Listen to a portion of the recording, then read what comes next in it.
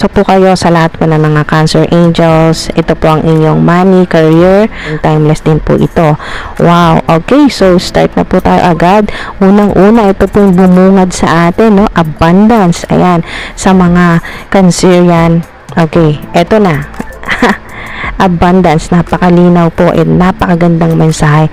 Wow, akalain nyo mga ating dude, abundance tapos success at wow, ask your angels.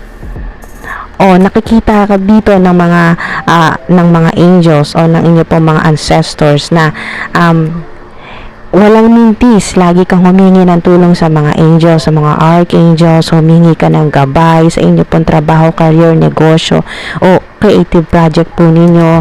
Humingi ka ng tulong kasi ang ilan po sa inyo ay eto, hindi nakakatulog ng maayos, maraming iniisip, magulo ang isip, or meron pong mental anxiety o napaka-stressful po ng inyo pong career o ng inyo pong trabaho o kung ano man po yung pinagkakakitaan po ninyo sa ngayon ay nahihirapan po. Ayan po yung present o yung current situation po ninyo. Community, ito po ay paalala ng mga angels na kayo po ay wag po kayong mag-disconnect sa mga tao.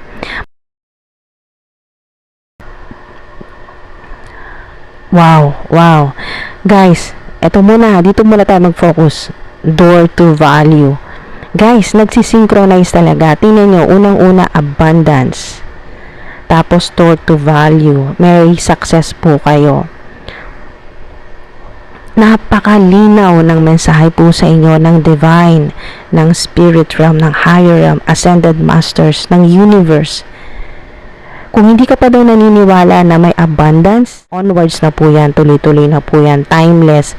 Kasi halos araw-araw nagmamanifest ka, halos araw-araw humihingi ka ng tulong sa divine, sa mga angels. Kasi maraming nag-betray, marami pong nanloko sa'yo. Meron po sa inyo na scam sa pera, meron mga hindi na po nabayaran or may mga problema o conflicts po sa trabaho. Ayan, yung energy po ninyo ay ito po, 5 of Pentacles. Ito ay napakahirap po na sitwasyon sa pera.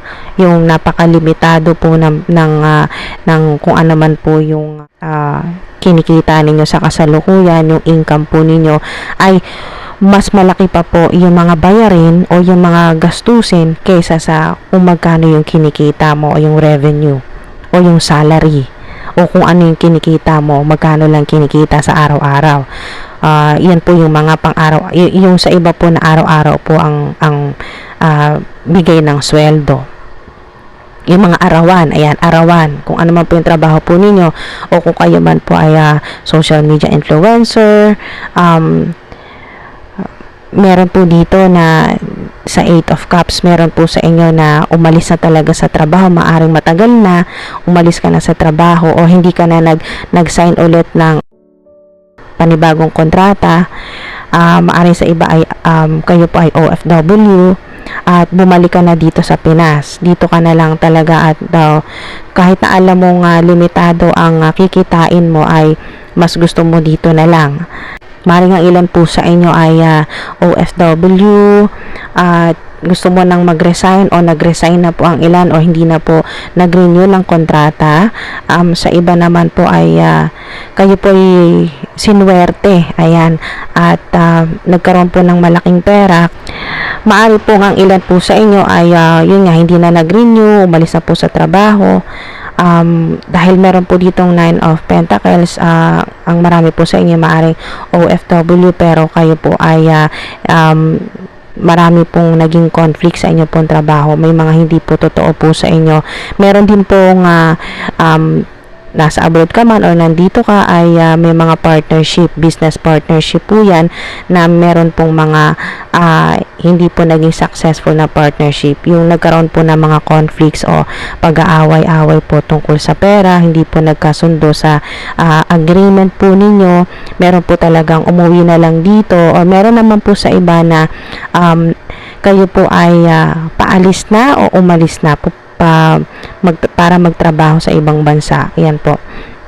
Meron din po na ang inyo pong trabaho ay may kinalaman po sa yung pagbabiyahe, lagi ka nagbabiyahe, nagta-travel ka, maaring ito ay travel vlogs or kung ikaw ay YouTuber, pero sa iba po ay may connection po sa pagta-travel, yan, biyahe.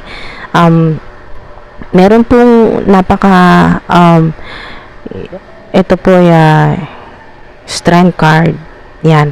Meron po sa inyo may connection na Leo or Gemini, may Virgo.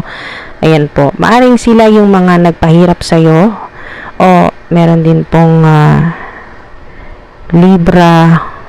Okay, so may Aquarius, Virgo, Taurus, Capricorn. Yan po yung maaring mga nagpapahirap po sa inyong ilan po sa kanila.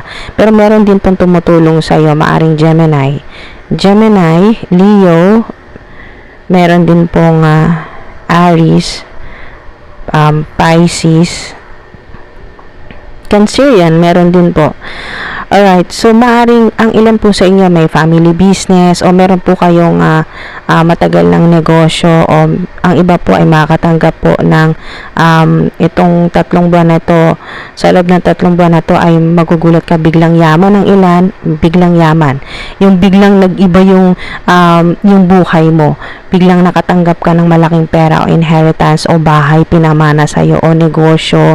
Kasi iba-iba po itong paraan ng universe kung paano ibibigay sa iyo. Maring ito ay mana o meron kang business partner na pinagkatiwala na sa iyo, ayaw niya na mag-business, maaring gusto niya na mag-abroad at ikaw na bahala sa business. Meron din pong kamag-anak na makakatulong sa iyo para makapag-abroad. Ayan, pinapakita dito na talagang may aalis po sa inyo. Meron din po na kahit hindi ka tulungan ng kamag-anak mo ay solo ka. Ayan, magagawan mo ng paraan at makakaalis ka. Makakapunta ka ng ibang bansa, may enjoy mo yung trabaho sa ibang bansa. OFW, magiging successful. Ay, nakikita na dito na maaring nag-e-empake ka na o kaya ay bibili ka na ng maleta or basta napakaganda, mag-aasikaso ka na ng mga dokumento mo, mga requirements. Meron naman po sa inyo na magfo-focus na po sa inyo po kung halimbawa ay meron kang podcast, ebook, mga ganyan po mga ating dude. Ngayon ka na makakapag-decision, time to decide.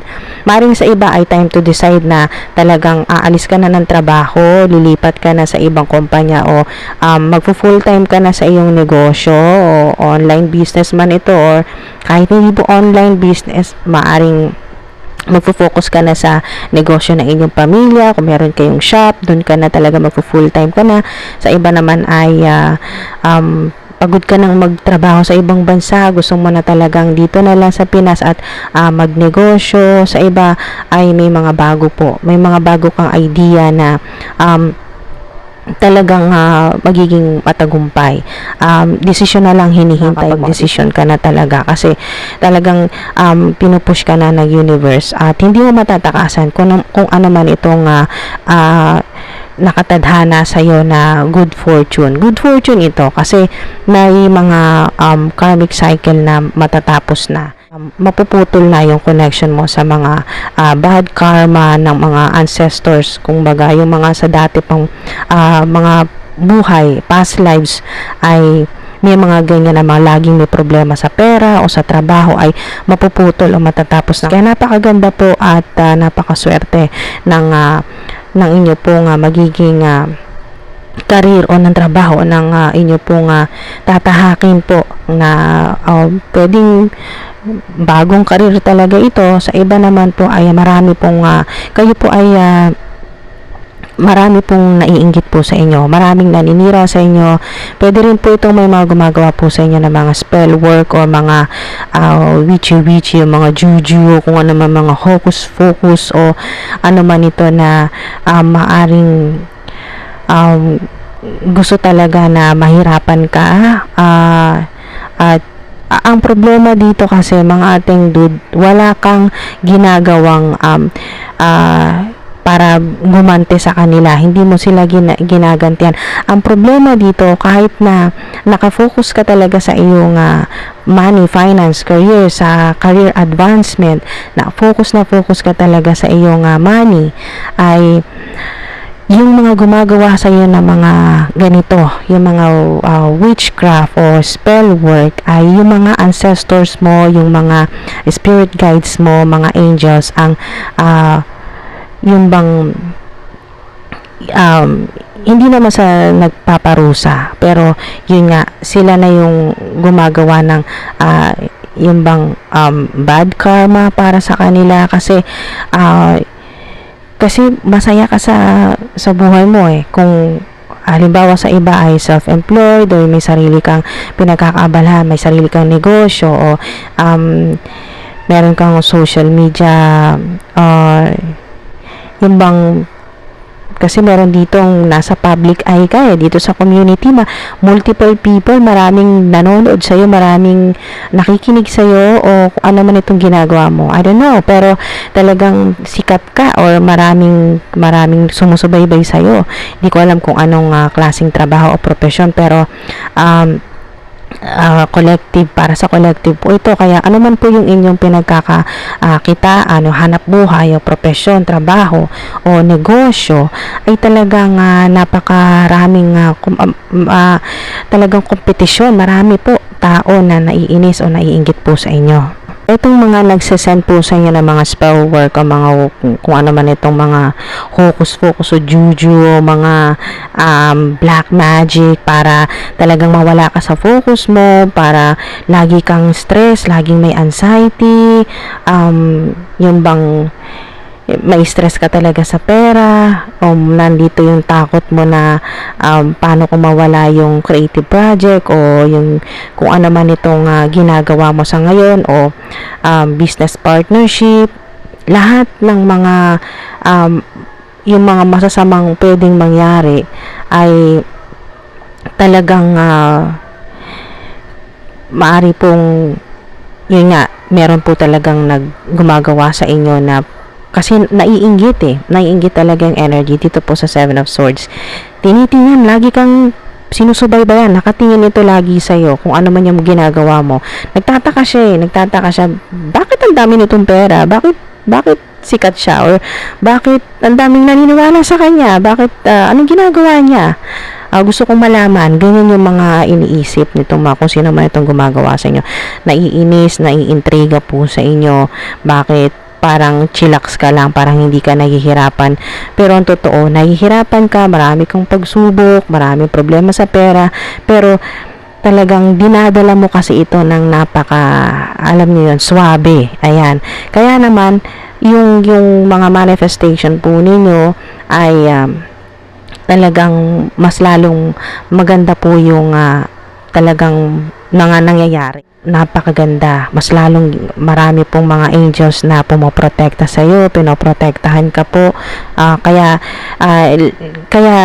alam niyo yun guys, the more na high vibe ka, high vibration, yung bang focus ka lang sa ginagawa mo, sa creative project, sa trabaho mo, focus ka sa mga goal mo, yung talagang nag-enjoy ka kasi may dito sa Three of Cups, nag-enjoy ka kung halimbawa introvert ka, na masaya ka, na nag-enjoy ka, na nagtatrabaho ka mag-isa sa iyong pwedeng work from home ka, nasa bahay ka, pero na-enjoy mo kung ano yung ginagawa mo, trabaho mo, online business, o creative project, ano man yan, or podcast, meron kang kung ano yung ginagawa mo, o maring ikaw ay YouTuber, ano man po yung trabaho mo, may kasama ka man o wala, kasi meron din dito may social life ka rin, may mga celebration din dito sa Three of Cups, so pwede rin itong nakikita ng iba o ng marami na nag-enjoy ka, may pera ka,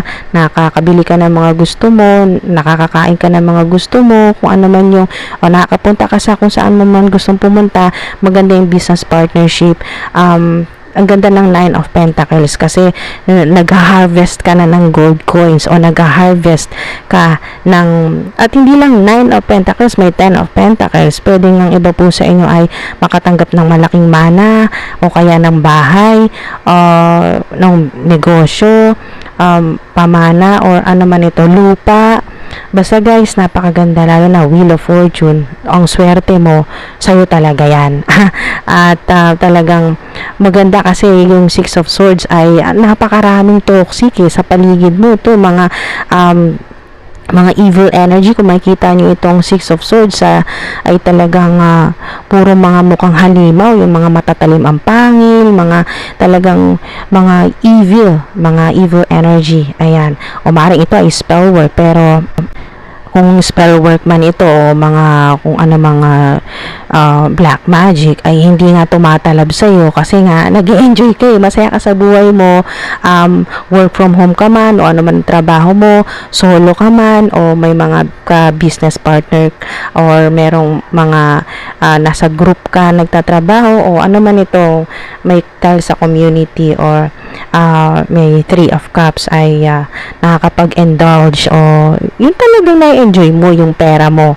At hindi lang ikaw, kasama rin ang mga kaibigan, close friends ito kasi ilan lang naman. Mga piling-pili na mga kaibigan na matatapat, talaga mga trustworthy, mga ka-close friends mo at pamilya. Ayan. Sobrang na-enjoy. Maaring yung plano mo na magbakasyon, yan, kasi dito sa travel, dito sa Six of Swords, napakaganda. At ang pinaka maganda rito ay hindi lang dahil sa napakarami ng pentacles at swerte, no, sa Wheel of Fortune.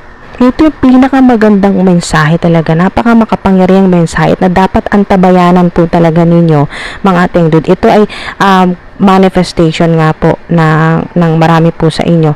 Itong Six of Swords, napaka-importante na makakawala ka na o tuluyan mo ng tatalikuran yung mga negative o toxic people na nagbibigay ng problema sa iyo sa pera o sa inyong trabaho o toxic na sitwasyon. Napakahirap, lagi may problema sa pera.